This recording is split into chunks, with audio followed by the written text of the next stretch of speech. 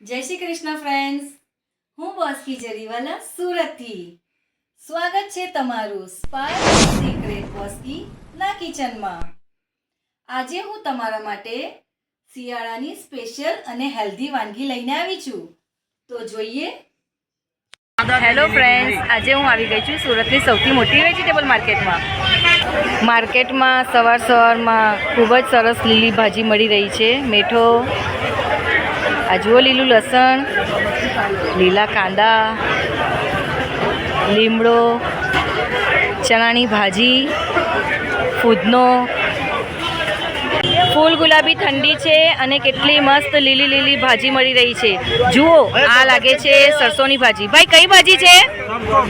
Okay, સરસોની ભાજી છે. તો ચાલો આજે વિચારું છું સરસોની ભાજી અને મકાઈની રોટલી બનાવી દઉં. સૌથી પહેલા સરસોની ભાજી અને પાલકને આટલા આપણે દાખલા કાઢી સમારી લેશું. એક જોડી સરસો અને અડધી જોડી પાલક બંનેને મેં બીતા કાઢીને સમારી દીધી છે. હવે એને આપણે બારીક કાપી નાખશું. સરસો અને પાલક આ બંને ભાજી સમારી દીધી છે. તેને આપણે 2 થી 3 વાર ચોખ્ખા પાણીથી ધોઈ નાખશું. તો ફ્રેન્ડ્સ, ભાજી રેડી છે.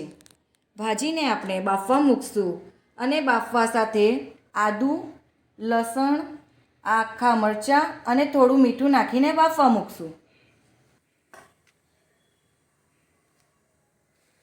ભાજીને આવી રીતે ધીમે ધીમે વારાફરતી આપણે અંદર નાખશું.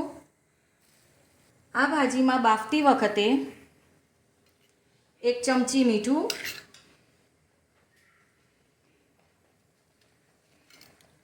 આ આખા મરચાં જે મેં 5 થી 6 લીધા છે,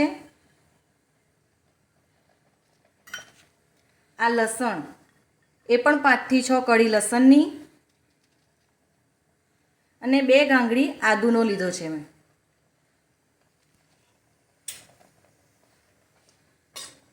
બધું હલાવીને મિક્સ કરી દેશું.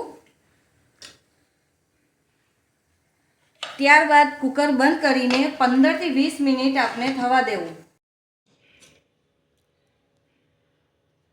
ભાજી મસ્ત બફાઈ ગઈ છે. ભાજીને આપણે રવૈથી આટી દેશું. આમાં બ્લેન્ડર કે કંઈ યુઝ નથી કરવાનું. આપણે રવૈથી જ આમ હળવે એને આટી દેવાનું છે. અને આ ભાજીને અધકચરી રાખવાની છે, એકદમ બારીક વાટી નથી દેવાની. સરસોની ભાજી વઘારવા માટે પહેલાં મસાલા તૈયાર કરીશું. તેલ,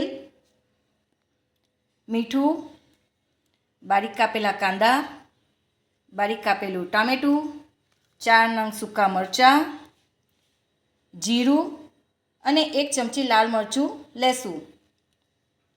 સરસોની ભાજી વઘારવા માટે સૌથી પહેલાં આપણે આ લસણ વાટીને ટાઈમ પર નાખીશું.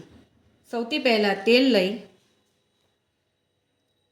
એક કઢાઈમાં તેલ લઈ આપણે ગરમ થવા દેશું. ત્યારબાદ આપણે આ લસણ ટાઈમ પર વાટી દેશું.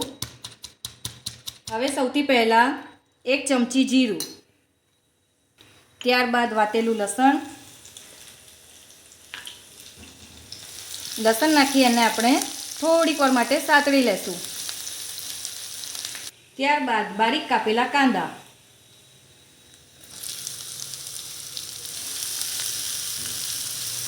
કાંદા સાતળાઈ ગયા છે. હવે એમાં આપણે કાંદાથી અડધા મેં બારીક કાપેલા ટામેટાં લીધા છે. કાંદાથી અડધી વાટકી એને પણ આપણે બરાબર સાતળી લેશું. કાંદા ટામેટાં સાતળાઈ ગયા છે.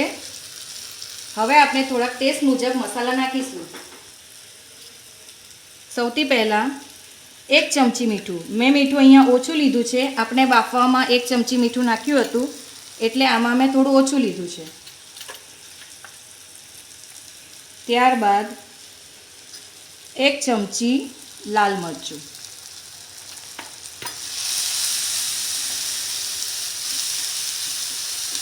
આ બધું સાતળાઈ ગયું છે. સૌથી છેલ્લે આપણે એમાં સૂકા લાલ મરચાં ટેસ્ટ માટે નાખીશું. આ સૂકા લાલ મરચાં છે તે સૌથી છેલ્લે આપણે લાસ્ટમાં નાખશું. પહેલેથી નાખી દેશું તો આ મરચાં બળી જશે. આપણો મસાલો રેડી થઈ ગયો છે. તો હવે આપણે એને ભાજીમાં તડકાની જેમ નાખી દેશું.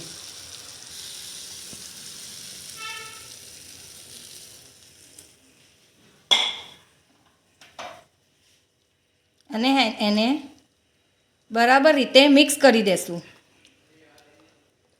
ત્યારબાદ એને આપણે ફરીથી ગેસ પર ઉકળવા મૂકશું. આ 3 ચમચી મકાઈનો લોટ લીધો છે, જે આપણે આ ભાજીમાં નાખશું, જેથી આપણી ભાજી ઘટ રહે, પાણી ના લાગે. અને બરાબર હલાવતા રહેવું નાખ્યા બાદ, જેથી મકાઈના લોટની ગઠ્ઠી ના રહી જાય. સૌથી પહેલાં મકાઈની રોટલી બનાવવાની શરૂઆત કરીશું. એના માટે આ 1 બાઉલ ભરીને મેં મકાઈનો લોટ લીધો છે. મીઠું અને તેલ 1 ચમચી લેવાનું છે અને મીઠું સ્વાદ પ્રમાણે. તો ચાલો આપણે પહેલાં લોટ બાંધી દઈએ.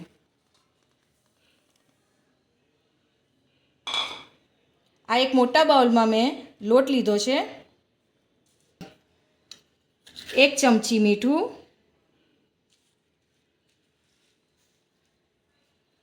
અને 1 ચમચી તેલ. આ લોટ બધું મિક્સ કરીને જરૂરિયાત મુજબ પાણી લઈ લોટ બાંધી દેશું.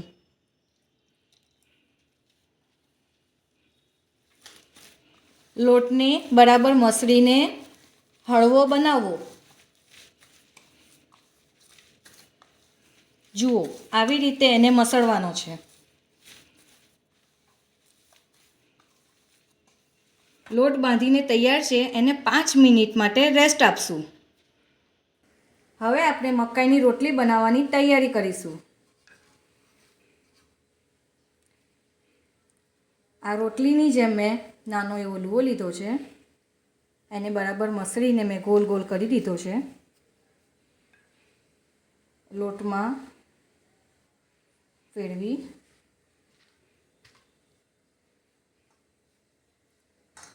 મકાઈનો લોટ છે અને એની રોટલી બનાવીએ છીએ, તો આજુબાજુની કિનારીમાં ફાટ પડશે, એટલે જરાક પણ ગભરાવું નહીં.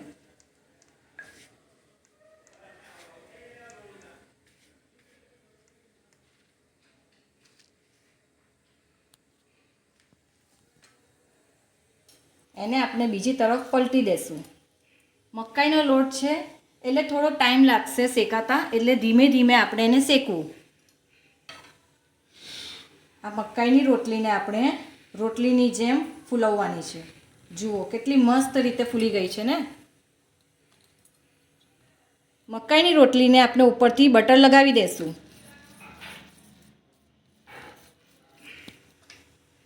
જુઓ ફ્રેન્ડ્સ, શાક પણ રેડી છે અને આ મકાઈની રોટલી પણ તૈયાર છે. તો હવે ટાઈમ થયો સર્વિંગનો.